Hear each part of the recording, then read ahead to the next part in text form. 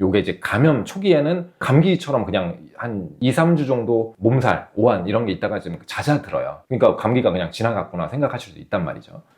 원장님 개원 몇 년 차시죠? 한 달 남았네요. 이제 내년이면 10년 차입니다. 내년 10년 차를 맞이해서 대규모 리모델링 계획도 있으시잖아요. 아, 네네.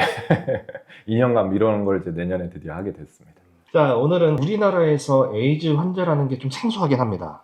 요즘은 잘 만나기 어려우실걸요? 네. 혹시 원장님 휴내과에서 10년 동안 진료 현장에 계시면서 수검자 중에 에이즈 환자 나왔나요? 뭐 손에 꼽을 정도로 사실 적기는 했어요. 그리고 제가 뭐 직접 치료하지 않고 의뢰를 드리기 때문에 실제로 양성이 나온 분들이 몇 분 있었습니다.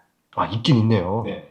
그럼 그분들은 본인이 에이즈인 걸 알고 오신 건가요? 아니면 검사를 통해서 우연찮게?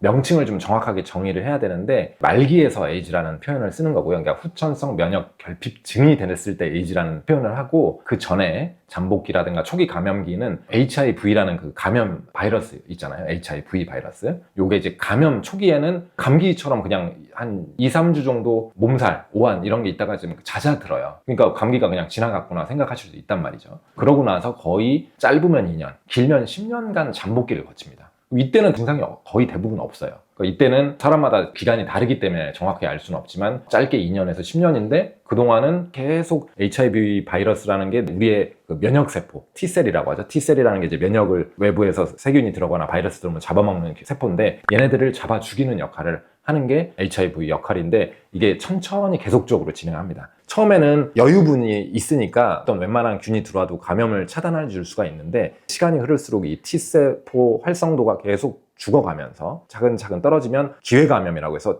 원래는 생기지 않아야 되는 감염이 생기기 시작하는 레벨이라는 게 있어요. 그 이때부터 이유 없는 폐렴이 생긴다든지 결핵이 생긴다든지 알 수 없이 성기 쪽으로 계속 감염증이 생긴다든지 바이러스 질환들이 너무 쉽게 생긴다든지 대상포진이 계속 온다든지 이런 질환들이 생겨서 기회감염이 자꾸 생기는 게 말기, 그거를 에이즈라고 표현을 하는 거죠. 에이즈라는 게 그 에이즈 자체가 무서운 게 아니라 말씀하신 것처럼 그냥 면역을 아예 파괴시켜버리는 거잖아요.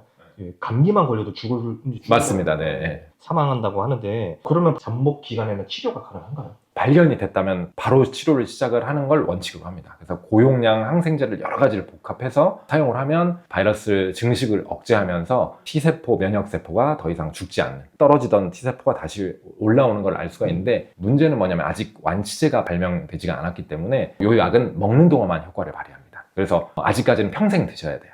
아, 평생 약을 먹어야 된다는 게 이 얘기구나. 네. 그러면 이제 중증, 말기가 됐을 때는 약도 소용이 없겠네요, 어떻게 보면. 그렇죠. 너무 늦게 해서 손상이 너무 깊어지면 약 부작용이나 이런 것들도 더 많이 생길 수가 있고 그 사이에 아주 쉽게 감염증이 생기면서 감염증으로 이제 사망하실 수 있는 위험이 점점 높아지는 거죠. 이거를 근본적으로 막을 수 있는 방법은 매년 정기적인 건강검진 말고는 없겠네요. 그렇죠. 그러니까 성생활에서 조금 청결을, 콘돔이라든가 이런 예방법을 지키시는 게 일단 가장 우선이 되겠고요. 감염을 확인해 보는 거는 피검사를 해보시는 수밖에 없습니다. 그러면 전염력은 어떤가요? 전염력은 잠복기 때부터는 이제 감염을 시킬 수가 있습니다. 한 번 1회에서는 뭐 전염시킬 수 있는 확률이 10% 미만이기 때문에 우리가 생각했을 때 성생활을 했다고 해서 바로바로 전염되는 그 정도의 강도는 아닙니다. 다시 또 듣고 보니까 참 무서운 질병이네요, 에이즈. 그래서 예전에 비해서는 당뇨 같은 만성병이 되긴 했죠. 당뇨도 사실 생활습관 개선이 없다고 하면 평생 약을 먹어야 되는 것처럼 에이즈도 약을 계속 먹으면서 관리하는 만성질환이 됐죠. 참 평생 약을 먹는다는 게 생활의 질이 떨어지잖아요. 무섭네요, 진짜. 좋은 말씀 감사합니다. 오늘 영상이 도움이 되셨다면 구독, 좋아요, 알람 설정 부탁드립니다.